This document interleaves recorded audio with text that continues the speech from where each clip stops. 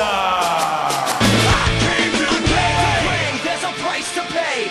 Time for you to get down on your knees and pray. They go back to the good old days. They're never coming back. Watch your future fade. I came to pay to get my dues paid. I guess you had a dream, but it can't be saved. You stay. I came to play.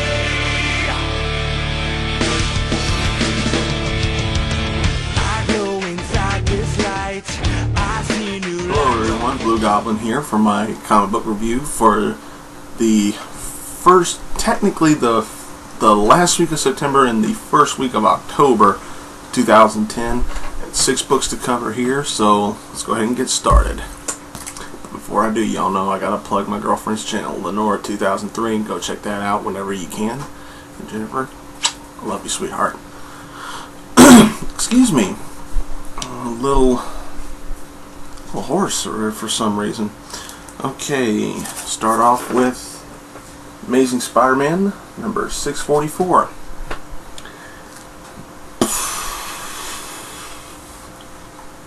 Okay, will admit this is a step up from the previous issue.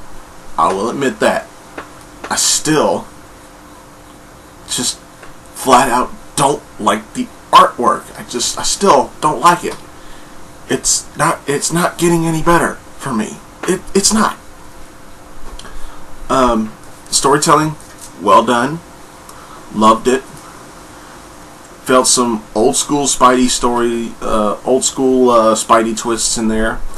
The twist at the end wasn't really a shocker, but no pun intended. Wasn't really a shocker, but it was a bit of a surprise. But yet I liked it. It fits. It meshes in with the story, and for what this was, despite the terrible artwork, it was a nice, well put together story. This particular storyline is not yet finished. I'd like to see where they go from here, but still, I mean, you just need to find a new artist, because I don't like it. I don't like it at all. Moving along. Tarot, Witch of the Black Rose, number 64. Yeah, number 64.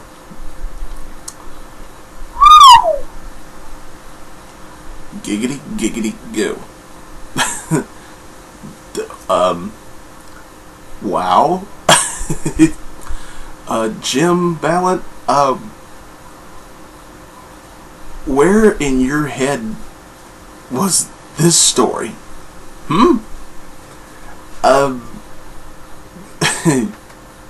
That's all I can really say is, wow. Interesting fight scene. Interesting epilogue at the end. Let's just say that. Interesting. With a splash of giggity giggity goo. Let's just say that. Moving along. Darkwing Duck number 4. Now, okay, I know, yeah, number 4? What about number 3? Let me explain. I got on board with Darkwing Duck. Apparently I got on board late. I was told that issue number 3 got canceled, and I had to get issues 1 and 2 back ordered, and right now my friends at Arkham Comics are working on ordering another printing of issue number 3. That's why number 3 didn't come in, because apparently I jumped on the bandwagon for Darkwing Duck late. That's why I got issue number 4 after issue 2. But from what I heard about number 3 was another solid story, another solid issue. And I'm like, okay, I don't mind being out of order, but this is the first issue I've gotten that's actually on the ordering schedule properly, issue number 4, and still it does not disappoint. I want to thank Boom Studios again for bringing Darkwing Duck back to the mainstream, back to the limelight. This was good, refreshingly nostalgic. I loved it. this is another one of those, modern day twists on a classic cartoon. I enjoyed the crossover characters from DuckTales. I'll go ahead and spoil that little thing a little bit, and I'll partially spoil this. We have a new Gizmo Duck. I'm not going to say who it is, but I think you'll enjoy who it is. Because I missed issue 3, there might be parts of the story I don't necessarily understand, but let me tell you, the last page, holy shit, the last page, I see a team up that I was wanting to see back in the 90s, back when this was on television. A certain villain from this show crosses over with a villain from another show. That's all I'm gonna say. Wow.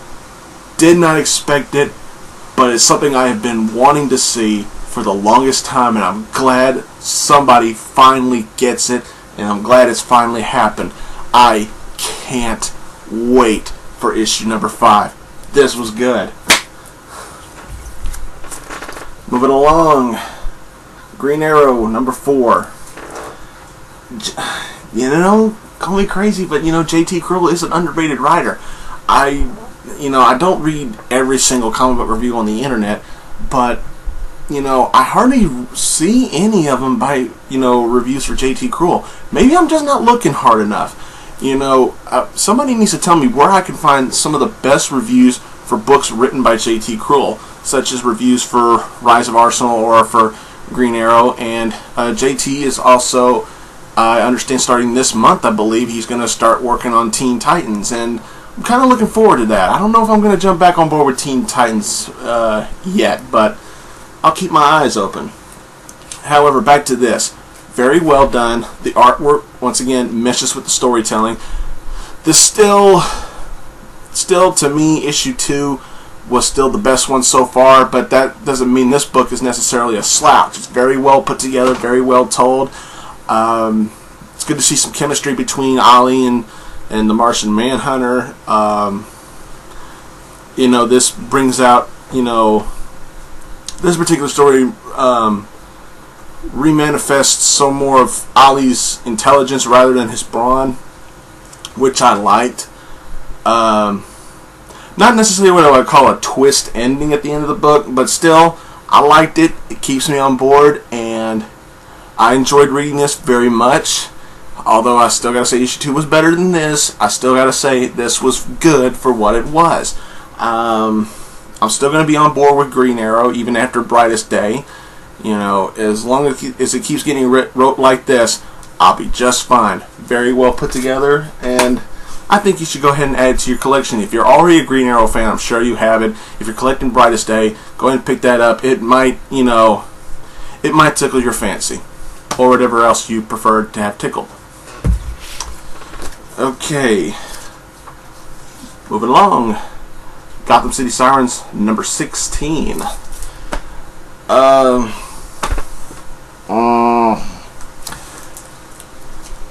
My biggest complaint, Paul Dini didn't write this. I've been on board with Gotham City Sirens ever since issue number 1. I jumped on board with it because of Paul Dini and for Harley, Ivy, and Catwoman. But this one focuses mainly on Catwoman. I gotta say though, Peter Calloway does a good job writing Harley's character. I still would prefer Paul Dini to work on this, or have Gilliam March write another issue of Gotham City Sirens in his place. But Calloway's not a slouch. He's good. Artwork works with the storytelling, especially for Harley. But yeah, this is going to be another one of those series. It's going to be sad to see it go, but it's still great series. I like it. I always have, and I always will. My friend Mark said it best. This is the Charlie's Angels of DC Comics, and take that, go with it, and enjoy it like I am. Gotham City Sirens is and was a great series. If you missed out on this, get some stuff in trade, or go to your best comic book shop and see if you can find the back issues. It's well worth your money. This was a good story, good book. I liked it. I think you would too. Alright, now for my pick of the week. And the only reason why this next issue gets my pick of the week is because it had the best storytelling out of all the books I read, in my opinion. And that is Detective Comics number 869. David Hine is a fantastic writer, especially when it comes to the dark, gripping, and mysterious storytelling. My biggest nitpick about this book is that, to me, the artwork does not mesh well with the dark storytelling. To me, dark storytelling does not mesh well with cartoony artwork. Yes, I know it's a Joker story, and it's got, he's got like this imposter Joker's got legions and legions of Jokers running around Gotham City. Yeah, I get that. But Joker was never meant to truly be cartoony. He was a character developed to be sinister, to be sadistic, to be twisted, to be criminally insane, not cartoony. Yes, he can look like a cartoon, but he's not supposed to act like a cartoon. And that's my biggest gripe, is the cartoony artwork from Scott McDaniel. But it's David Hine's storytelling is what gripped me. And I know this is supposed to be Dick Grayson Batman, yet I felt like I was reading something for Bruce Wayne. I had to keep reminding myself this is Dick Grayson, not Bruce Wayne, because Scott McDaniel draws him like Bruce. Dick has his own unique look to Batman, and he looks like Bruce in this book. Maybe it is Bruce, I don't know. He never takes the cowl off and shows that it's Dick Grayson. It just felt like I was reading a story for Bruce, especially with the way the character was developed because of the writing. However, it's still my pick of the week because it's a solid told story with a couple of twists that made me go, whoa, and the ending, I was like, what, really? And it's another one. It's one of those endings where I gotta go like, maybe it'll make better sense once I read the next issue, because it certainly surprised me. It surprised me as a reader, because I followed the entire story, and it's just like, whoa. Yeah, it's another one of those. It's another one of those situations where, once again, the story much outweighs the artwork, and that's why this is my pick of the week, because it had the best storytelling out of all the books I've read this week. But then again, that's just me. Your opinion may vary, and that's fine. I'll respect that. But there you go, Detective Comics 869. Pick that up. Well, that's all I got for this week. I'm hoping, I haven't been to the website yet as I'm filming this review, but my next written reviews should be for Justice League of America and for Avengers. I sent those to Mark a couple days ago. I'm hoping he's got them posted by now. Let's see, the next written reviews I'm planning on doing, I'm going to see if I can start reviewing X-Men books again. Probably a couple issues of X-Men Legacy, maybe some Captain America as well. Hoping to get some written reviews done for that. Check out the website, comiccrazyreviews.webs.com. You'll find stuff from me, stuff from Mark, maybe some links to his Quorum TV account. Don't forget to check out stuff from Box and Type X, as well as my good buddy Brandon Hex. Hey Hex, props to you, man. Keep up the good work. Looking forward to the return of Mount Vernon Kid here very soon. And I guess that's all I got for this week. Thanks for watching again, everybody. Reviews coming around. More reviews coming in the future. So until next time, everybody, I'll see you later.